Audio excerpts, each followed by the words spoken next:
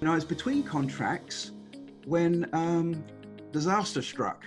Unfortunately, in 2018, March 2018, my family and I were traveling in our car when a train hit our car on an unmanned crossing. And by all accounts, the train went straight over the top of us. Thankfully, we were unconscious. My wife and I spent 10 days on life support, and I had a 2-year-old in the car as well, and my dog. And so he was completely unscathed. In fact, he had a little scratch. He looked like Harry Potter, the child who lived. And the reason being is that my dog was a husky Malamute. On the impact, the firefighters told us that it jumped over the back seat, covering my wife and my little boy, and saved their lives. He unfortunately didn't make it, but it just goes to show that even when there is no hope and there's a complete scene of destruction, that there was still a glimmer of a brave act. And that has touched me ever since and has really shaped where I've gone.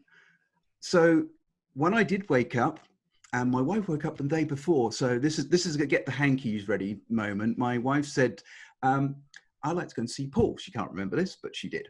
And so she came down and I was still asleep. I like to say sleep. It's far more Disney than whatever.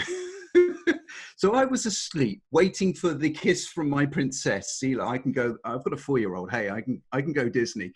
So, so she woke up and she came down to see me and she was talking to me and I was still asleep. She went back and my parents arrived the next day. My poor parents, receiving that call, I mean, as a parent myself, it just rips my heart apart just to think. And if you've got children yourselves or grandchildren, it just hits somewhere really deep. And so they came over and were told, you better get here now because we're going to have to make the ultimate decision when you come. So when they arrived, and of course, the thing is, you get on a plane, you're out of communication for 7 hours. I mean, in time like that, where every minute is critical, it's an eternity. So they arrived at the hospital and the doctors ran to greet them and they said, we don't know what to say. He's awake. And we said, look, it's nothing to do with us. We know his wife went to see him last night and said, look, we're going to just put this down to a miracle.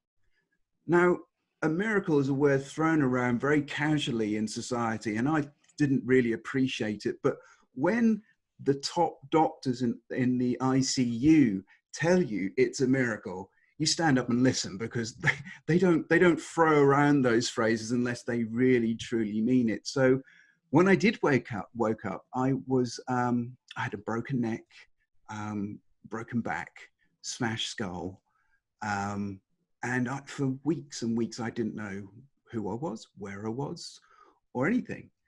But one thing had really fundamentally changed when I woke up, and I was party to various discussions which took place whilst I was asleep, and I knew that actually that this was like my second chance, that actually I was spared for a purpose, and I pay it forward every day as best I can, because I am lucky, you can hear, I can talk, that I can actually explain to people, and I have been left with a severe TBI, which is a traumatic brain injury, and I suffer from chronic PTSD.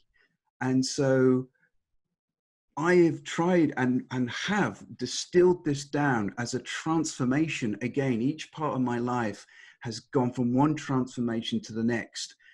And Steve Jobs came up with a fantastic quote that you only see the dots when you look backwards, connecting the way you've come from, but you can't see it going forwards. And it's exactly how it is. And I now realize that actually that they all have a pattern.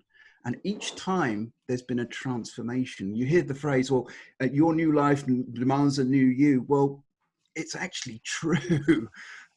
And you don't have to have a bang on the head or go through what I do to learn that, which is fantastic, because there's a beautiful quote which I use all the time. It says, smart people learn by their mistakes.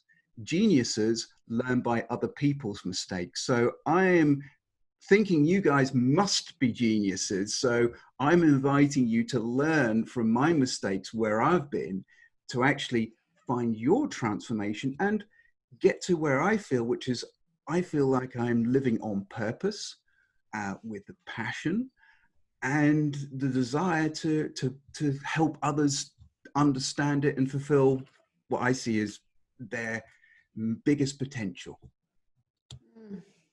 So much gold in this share. Thank you so much. I'm sure that I'm curious for you to retell this story. Have you told it so many times that does it bring up emotion for you still? How does it feel for you? Yeah, I mean, it's never easy. I'll tell you something that happened today. My little son, my little boy is just about to start preschool. So he got to meet the teacher today, which was really good, because back in the 70s, it was like, get in there and just make the best of it. But now it's like, oh, we're going to meet the teacher. And it was very nice. So, and we had to say, he's fine, but you need to know our history. And my wife always said, look, if you want to leave the room, because yes, it does bring up the emotions. And I don't get flashbacks like Hollywood, the screen goes all wibbly. It's actually, I get an emotional or a sensational flashback, which will put me right back to the incident. And what I have learned is that even though I was unconscious, the subconscious still records. And it's that which actually, when I have a PTSD attack, it's that part. It's not the conscious thinking mind that gets locked in the trunk. It's the subconscious mind which actually replays. And yeah, I mean, I take it as a triumph that every day I talk about it or I do something and I want this to reach somebody who is struggling with something. And if this can be like a survival guide to whatever you're going through, that's fine, because actually it's trauma. That's what it is. And people think, oh, well, you had a traumatic event a couple of years ago. Trauma, as we now know, doesn't start and end with the event. Otherwise, when the coronavirus came, it'd be, oh my goodness, look at this. And then it would be over. But it's not. It's a sustained menace. To listen to the full episode, head on over to nfacoaching.com, hit the podcast link, and it'll take you to all of the full episodes. And go ahead and leave some comments. I'd love to hear from you to know how these inspirational interviews, tips, and tools are impacting you in your life and business. And be sure to hit that subscribe button so you never miss out on any of the Max Potential Habits episodes.